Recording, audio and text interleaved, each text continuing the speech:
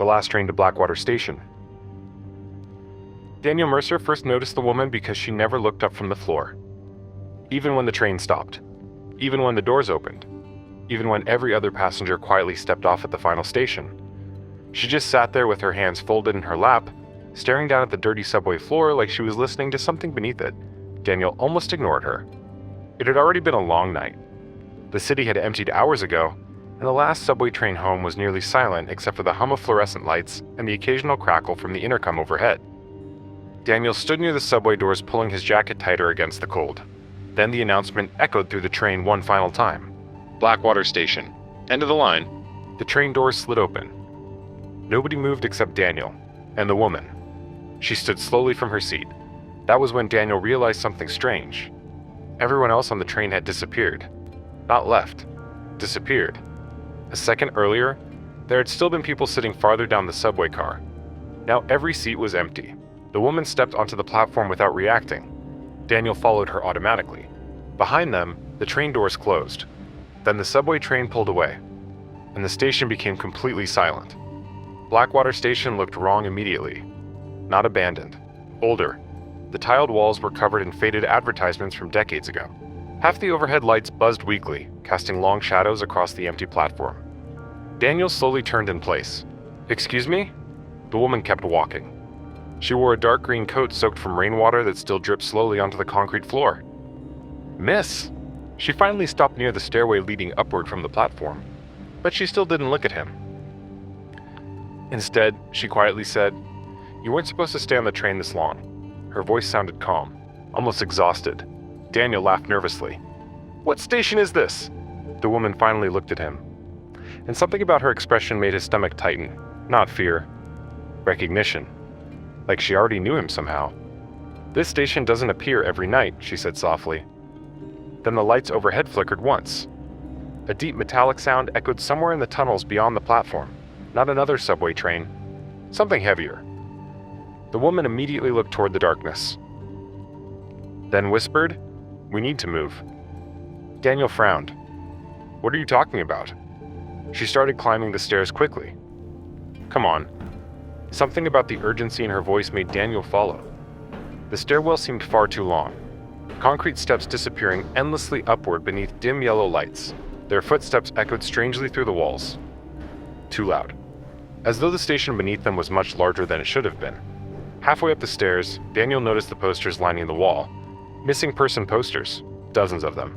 Some old, some recent, and every one of them listed the same location. Blackwter Station. Daniel stopped walking. "What is this place?" The woman looked back at him immediately. "You should not stop moving." Then the lights flickered again. This time the stairwell shook slightly. Somewhere below them, a train whistle echoed through the station. Long. Low? Wrong somehow, Daniel slowly looked down the stairs. Darkness filled the lower platform now. And deep inside that darkness, something moved. Tall figure stepping slowly onto the tracks. Daniel backed away immediately. "What the hell is that?" The woman kept climbing. "Don't let them see you standing still."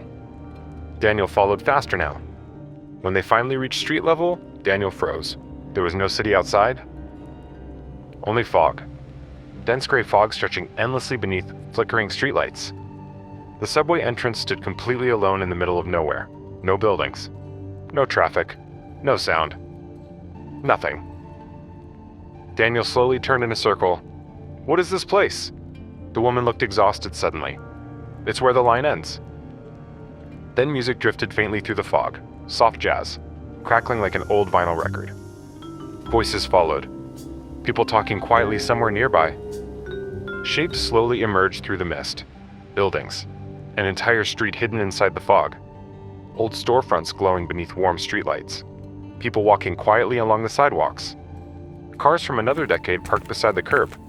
The entire street looked frozen somewhere far in the past. The woman grabbed Daniel's arm immediately. "Do not talk to anyone?" "What? No matter who they look like?" Then Daniel saw someone standing across the street. A man in a dark coat, watching him. Daniel stopped breathing. It was his father. Not older, not dead. Exactly as Daniel remembered him before the heart attack 10 years earlier. His father smiled faintly, then raised one hand. Daniel stepped forward automatically. The woman tightened her grip painfully. That's not him. Daniel couldn't stop staring. His father slowly crossed the street toward him. You stayed out late again? He said warmly. Daniel's chest tightened. Even the voice was perfect. The woman whispered urgently beside him, They learned from you. But Daniel barely heard her. Dad? His father smiled wider. Come home. Then the fog behind him shifted strangely. For just a second, Daniel saw movement beneath his father's skin, like multiple faces pressing outward from underneath. Then the illusion returned to normal. The woman yanked Daniel backward hard enough to nearly pull him off balance. We need to go. The streetlights dimmed instantly. Every person on the sidewalk stopped moving at the exact same moment. Then slowly, every head turned toward Daniel. The woman whispered, They noticed you? The people on the street began walking toward them together, not running, not speaking, just slowly closing the distance. Daniel backed away. What are they? The woman's voice trembled slightly for the first time. Passengers. She pulled him into a narrow alley between two buildings. Behind them, footsteps filled the fog-covered street. Hundreds of slow footsteps echoing together. At the end of the alley sat another subway entrance. Old iron gates. Dim yellow lights glowing beneath the stairs. Daniel looked at her. You know this place? The woman hesitated before answering. I've been here before. How many times? She looked away briefly, then quietly answered, 33. Daniel felt cold all over. You're joking? I missed my stop in 1991. Daniel stared at her silently. She looked no older than 30. The woman opened the subway gate slowly. We only leave if the station lets us. Then the jazz music stopped completely. Silence swallowed the fog-covered street. A train whistle echoed nearby. Much closer this time? The woman's face drained of color. They're arriving. Something enormous moved through the fog at the far end of the street, a subway train, not on tracks. Sliding silently through the mist toward them. Its windows glowed softly yellow, and every passenger inside was staring outward. At Daniel. The train stopped beside the sidewalk. Its doors slowly opened.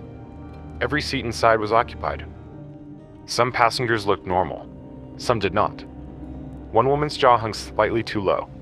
A businessman blinked without eyelids. Several passengers had no faces at all, but all of them watched Daniel silently. Then the intercom crackled overhead. Final boarding for Blackwater Station? The woman grabbed Daniel's arm again. Don't listen to the announcements. A figure slowly stepped off the train, tall, thin, wearing a conductor's uniform from another century. Its face looked smooth beneath the hat. No eyes, no mouth, only pale skin stretched tightly across bone. The conductor tilted its head slowly toward Daniel. Then the station announcement returned, this time using Daniel's own voice. Final boarding? The woman whispered, It knows you now. The passengers inside the train slowly began standing together. Daniel backed toward the gate. What happens if it catches us? The woman looked toward the fog behind them, then quietly answered, You become part of the line. The faceless conductor stepped toward them slowly. Behind it, the passengers began leaving the train one by one. Daniel could see movement beneath their skin now, shapes shifting inside them, like multiple people trapped together beneath the surface. Then suddenly the woman shoved Daniel through the subway gate. Go. Daniel stumbled down the stairs. What about you? She remained standing at the top of the entrance while fog curled around her feet. And for the first time, she smiled slightly. Told you, she said softly. This station doesn't appear every night. Then she slammed the gate shut. The faceless conductor reached her seconds later. Daniel heard screaming echo through the fog above him. Then the train whistle exploded through the tunnels again. The subway lights below flickered violently. A real subway train suddenly roared toward the platform beneath him. Bright lights. Modern subway cars. Normal graffiti.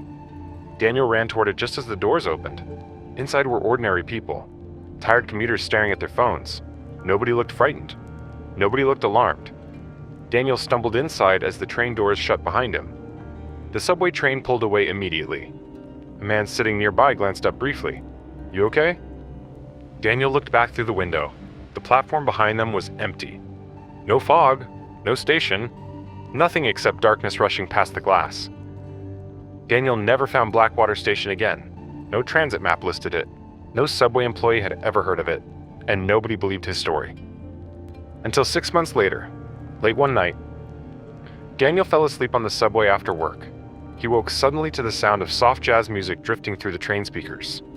The subway car around him was empty. Outside the windows, fog slowly drifted across the platform.